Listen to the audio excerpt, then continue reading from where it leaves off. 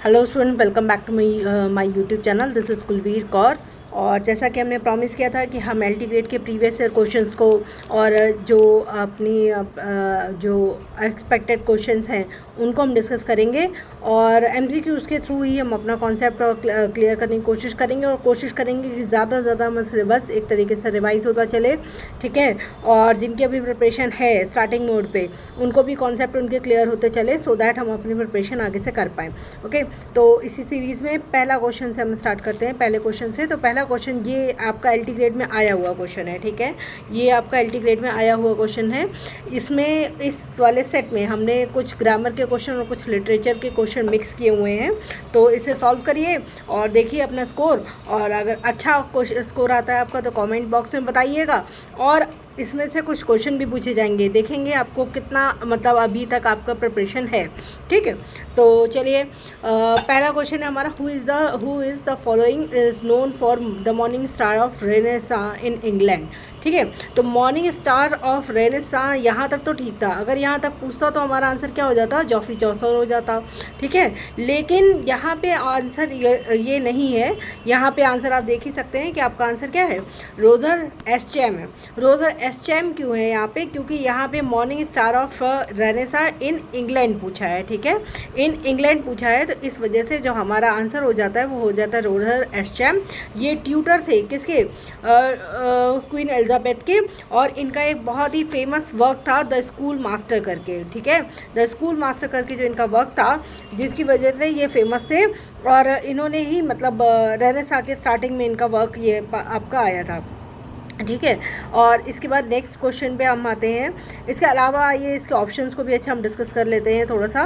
Options इसके क्या हैं, तो ऑप्शंस हैं इसके जैसे जॉफरी चौसर, कौन नहीं जानता इनके बारे में। फादर ऑफ इंग्लिश पोइट्री हैं, फादर ऑफ इंग्लिश लिटरेचर हैं ये, ठीक है। और इनका सबसे इंपॉर्टेंट वर्क कौन सा है, द कैंटरबरी टेल्स। कौन सा है, द कैंटरबरी टेल्स, है ना।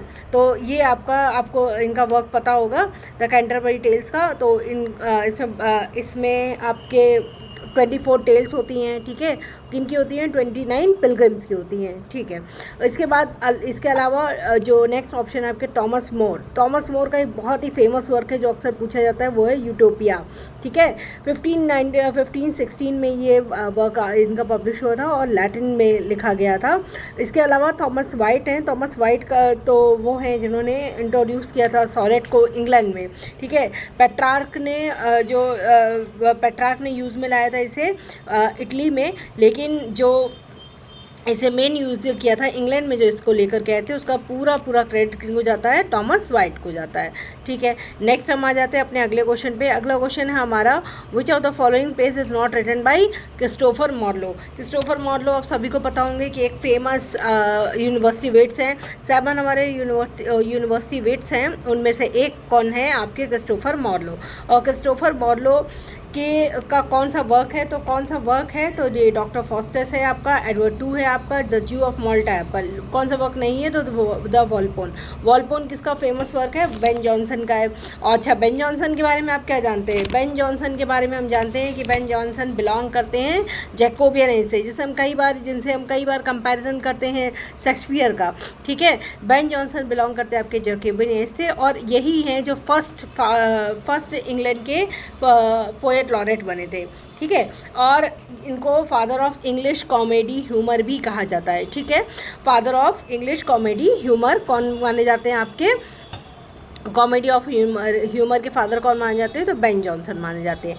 नेक्स्ट है हमारा प्रॉब्लम प्ले। शेक्सपियर के प्रॉब्लम प्ले को डिस्कस किया गया है, ठीक है। तो प्रॉब्लम प्ले आपके क्या होते हैं, प्रॉब्लम प्ले आपके होते हैं जिसमें आपका ट्रेजिक सीरियसनेस भी होती है, प्लस साथ में ही कॉमेडी सीन्स भी होते हैं। इसमें मॉरल कॉन्फ्लिक्ट होती है, एथिकल डिलेमा होते हैं और सटारिकल इसकी टोन होती है, ठीक है। लेकिन ये पूरी तरीके से ना ट्रेजेडी होते हैं ना पूरी तरीके से कॉमेडी होते हैं। ये कॉमेडी और ट्रेजेडी का मिक्स होते हैं और किसी न किसी सटारिकल टोन में किसी न किसी सोशल प्रॉब्लम को ये डिस्कस करते हैं, ठीक है।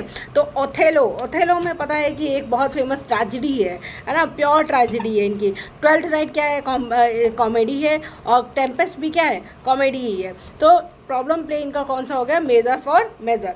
अगर आपको इनके मेजर फॉर मेजर के अलावा और दो कौन से आपके प्रॉब्लम प्लेज माने जाते हैं, ठीक है, पूरी तरीके से माने जाते हैं प्रॉब्लम प्लेज, तो वो हैं आपके measure for measure, all is well that ends well, और ट्रॉयलेस और क्रेसिडा।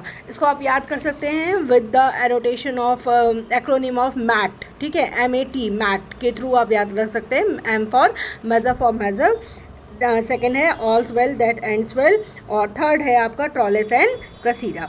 ओके, ठीक है, नेक्स्ट अपने क्वेश्चन पे आते हैं हम। नेक्स्ट डिस्कस कर लेते हैं नेक्स्ट क्वेश्चन अपना।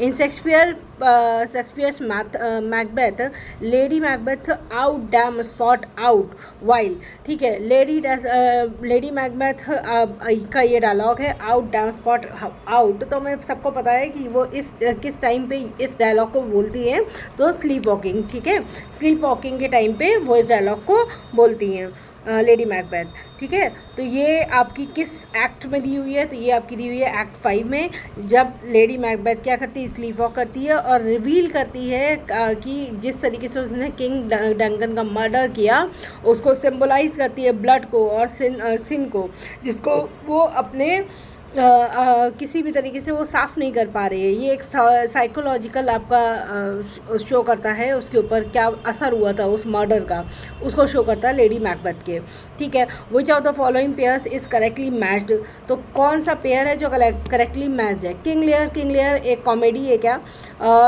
हमें सबको पता है कि किंग लियर एक कॉमेडी नहीं है, ठीक है। जूलियस सीजर तो एक ट्रेजेडी है, हमें पता है। ट्वेल्थ नाइट भी ट्रेजेडी नहीं है, ठीक है। और ओथेलो बिल्कुल हिस्ट्री प्लेस का पार्ट नहीं है, ओथेलो भी क्या है, एक ट्रेजेडी है, ठीक है। तो इसमें से करेक्ट मैच आपका कौन सा हो गया, जूलियस सीजर हो गया है।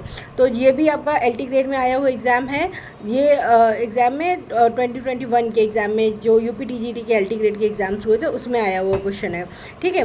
तो जूलियस सीजर क्या है, शेक्सपियर के रोमन ट्रेजेडीज़ में से एक है, और ये आपकी जूलियस सीजर आपकी ट्रेजेडी में काउंट होती है, ठीक है। यही आपका परफेक्ट मैच है। नेक्स्ट है आपका who among the following wrote Astrophel and Stella, तो ये आपका फेमस वर्क है किसका, फिलिप सिडनी का। किसका वर्क है ये, फिलिप सिडनी का, ठीक है। फिलिप सिडनी के का ये वर्क है एस्ट्रोफल एंड स्टोला, और ये कब पब्लिश हुआ था आपका 1591 में पब्लिश हुआ था, ठीक है। और ये एक इंग्लिश सोनेट सीक्वेंस है। इसके अलावा हम जान लेते हैं अदर राइटर्स के बारे में जो कि हैं एडमंड स्पेंसर कौन है, पोएट कहे जाते हैं। अब आप ये बताइए पोएट इनको किसने टाइटल दिया था, पोएट्स एंड पोएट का, कमेंट बॉक्स में लिखिएगा ताकि मुझे भी तो पता लगे कि आपकी प्रिपरेशन थोड़ी बहुत भी है या नहीं है, या अभी बहुत ज़्यादा मेहनत करी है। तो पोएट इनको कहा था, किसने कहा था, ये आपको कमेंट बॉक्स में लिखना है, ठीक है। इसके अलावा इनको क्या कहा जाता है, second father of English poetry कहा जाता है। First father of English poetry इनको कहा जाता है जॉफ्री चौसर को, और second father of English poetry कहा जाता है एडमंड स्पेंसर को। इनका जो मोस्ट फेमस वर्क था वो क्या था, द फेयरी क्वीन इनका मोस्ट फेमस वर्क था। इसके अलावा एमोरेटी इनका सोनेट कलेक्शन है जो कि बहुत ज़्यादा फेमस था, ठीक है। तो एडमंड स्पेंसर के अलावा हमने बेन जॉनसन के बारे में डिस्कस कर ही लिया है कि बेन जॉनसन आपके जैकोबिन से बिलोंग करते हैं, और ये आपकी क्या है, father of English comedy of humour माने जाते हैं, ठीक है। इसके अलावा जॉर्ज पील हमें पता है कि एक ऑक्सफोर्ड से पढ़े हुए यूनिवर्सिटी वेट्स में से एक है। यूनिवर्सिटी वेट्स के में 7 यूनिवर्सिटी वेट्स आते हैं, जिसमें से जॉर्ज पील भी हैं, और ये आपकी ऑक्सफोर्ड यूनिवर्सिटी से पढ़े हुए हैं। ओके, नेक्स्ट हम आ जाते हैं the fair youth and the dark lady are associated with. तो ये क्वेश्चन कौन नहीं बता पाएगा कि फेयर यूथ और डार्क लेडी किससे एसोसिएटेड टर्म्स हैं, तो शेक्सपियर के सोनेट से एसोसिएटेड टर्म है। हमें सबको पता है, जो भी इंग्लिश लिटरेचर के स्टूडेंट्स हैं उनको पता है कि जो फेयर यूथ, जो डार्क लेडी और फेयर यूथ को ही उन्होंने अपनी सारी सोनेट्स को डेडिकेट किया था। 1 to 154 सोनेट्स में से उन्होंने काफ़ी सारी पोएम इन्हीं को डेडिकेट की थी। तो ये शेक्सपियर की मेन आपके सिंबल्स हैं, ठीक है। Okay, who said was this face that launched a few thousand ships, किसने कहा था कि was this face launched a 1000 ships. तो ये आपके डॉक्टर फॉस्टस का डायलॉग है। जो डॉक्टर फॉस्टर्स ने बोला था, कब बोला था, जब उन्होंने हेलन और ट्रॉय की स्पिरिट को बिहोल्ड कर लिया था। ठीक है, इसके अलावा रिवेंज ऑफ ट्रेजेडी के बारे में पूछा जा रहा है, तो इसमें से कौन सी रिवेंज ऑफ ट्रेजेडी है? तो हमें पता है कि थॉमस किड की रोमांस ऑफ ट्रेजेडी सबसे पहली ट्रेजेडी थी आपकी, द स्पेनिश ट्रेजेडी, वही आपकी थॉमस किड की ये आपकी Spanish tragedy, the Spanish tragedy 1587 में आई हुई, ये आपकी क्या थी, ये आपकी रिवेंज ट्रेजेडी मानी जाती है, ये फर्स्ट रिवेंज ट्रेजेडी मानी जाती है। इसके अलावा फिर हैमलेट ने नेक्स्ट इसको इंक्लूड किया था। ठीक है, नेक्स्ट हम आ जाते हैं the lines, love does looks not with the eyes but with the mind.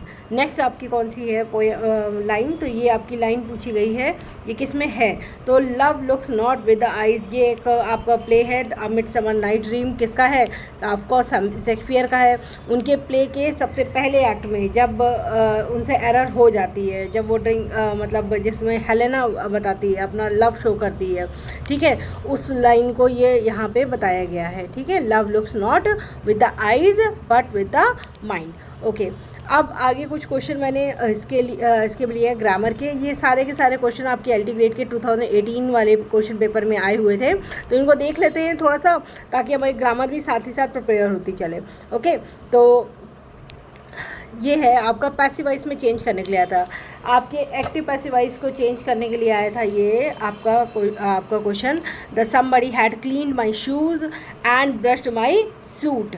ठीक है, तो हमें पता होना चाहिए कि आपका ये जो है पास्ट परफेक्ट में है, और जब भी पास्ट परफेक्ट का आपका सेंटेंस चेंज होता है तो या पैसिव वॉइस में उसको चेंज करते हैं तो वो पास्ट परफेक्ट कॉन्टिन्यूअस में हो जाता है। ठीक है, हैड को हैड बीन में कन्वर्ट कर दिया जाता है, तो हमें पहले ही ऑप्शन से हम क्लियर कर देंगे, वर हो नहीं सकता, आर हो नहीं सकता, हैड हो नहीं सकता, और हैड बीन केवल किस में है? डी में है, इसलिए हमारा आंसर क्या हो जाएगा?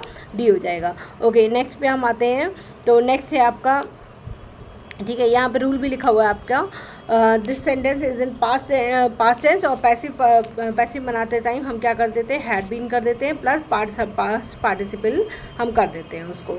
ठीक है, अगला है बहुत ज़्यादा कंफ्यूज करने वाला question, neither of the boys has done.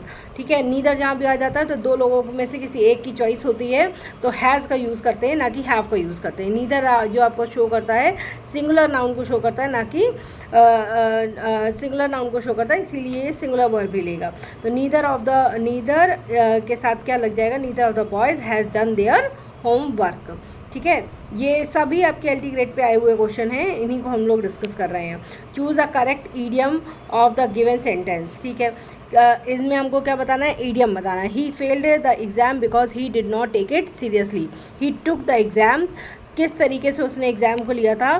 तो किस तरीके से उसने एग्ज़ाम को लिया था? इन लाइट वेन, बहुत ही हल्के में ले लिया था उसने एग्ज़ाम को। ठीक है, बहुत ही हल्के में उन्होंने एग्ज़ाम को ले लिया था, इन लाइट वेन, ये आपका हो जाएगा। In cold blood with flying colours, मतलब बहुत ही ज़्यादा अच्छी तरीके से कोई आप सब सफलता पा लेते हैं, तो उसे आप विद फ्लाइंग कलर्स, बहुत ही ज़्यादा अच्छे नंबर से आप पास हुए, बहुत ही अच्छी रैंक लिया, it means with you have pass the exam with flying colours. In cold blood का मतलब होता है कि आपका बहुत ही ज़्यादा क्रूएल्टी के साथ किसी काम को किया गया हो। इन कोल्ड ब्लड मतलब बहुत ही ज़्यादा निर्दयता से। बाय फिट्स एंड स्टार्ट्स का मतलब आपका ये होता है कि आपने कोई भी काम जो है आप इरेगुलर मोड में कर रहे हैं, कभी कर रहे हैं कभी नहीं कर रहे हैं, तो ये आपका क्या है? जब आपका मन किया तब आप कोई काम कर रहे हैं, और जब आपका मन नहीं किया तो आप काम नहीं कर रहे। बाय फिट्स एंड स्टार्ट्स का मतलब हो गया। ठीक है, इसके अलावा हमारा क्या है? इरेगुलरली, आपका बाय फिट्स एंड स्टार्ट्स आपका इरेगुलरली, विद फ्लाइंग कलर्स मतलब सक्सेसफुली, और ये इन कोल्ड ब्लड का मतलब आपका हो गया विदाउट इमोशन, विद क्रूएल्टी। ठीक है, इसके बाद आपका स्पेलिंग, करेक्ट स्पेलिंग पूछी गई थी एग्जैगरेट की। एग्जैगरेट हमें सही से याद रखना है, तो हम याद रखते हैं तोड़ के स्पेलिंग को। ठीक है, सबसे अच्छा तरीका यही होता है कि आप स्पेलिंग को तोड़ लीजिए। जैसे एग्जैगरेट का मतलब EXAG और फिर उसके बाद GERATE, एग्जैगरेट। ठीक है, एग्जैगरेट ये आपका हो गया एग्जैगरेट, यही आपकी ए आपका सही स्पेलिंग है। ठीक है, स्टूडेंट्स, तो ये थे आपके एमसीक्यूज़ जो हमने डिस्कस किए। प्रीवियस ईयर क्वेश्चंस भी इसमें ऐड थे। ग्रामर के जितने भी क्वेश्चन थे सब प्रीवियस ईयर वाले थे और कुछ लिटरेचर के क्वेश्चंस थे। अभी आपके कंटेंट की क्वालिटी थोड़ा सा आपको लो लग रही होगी, क्योंकि अभी जो मैं मोबाइल से ही आपकी PDF वगैरह या जो भी चीज़ें बना रही हूँ, वीडियो वगैरह रिकॉर्ड कर रही हूँ, वो सभी मोबाइल से कर रही हूँ। कोशिश करूँगी कि इसको जल्दी से जल्दी और ज़्यादा इम्प्रूव करके आपके सामने लाया जाए, लेकिन तब तक आप थोड़ा सा कोऑपरेट करिए, इसी के साथ प्रैक्टिस करिए और अपने क्वेश्चंस, अपने कमेंट ज़रूर करिए, ताकि मुझे भी मोटिवेशन मिले कुछ और ज़्यादा मेहनत करने का और ज़्यादा अच्छे तरीके से आपकी हेल्प करने का और आपकी प्रिपरेशन को एज ऑन करवाने का। ठीक है, okay, thank you. Like, share and subscribe my channel. Thank you everyone.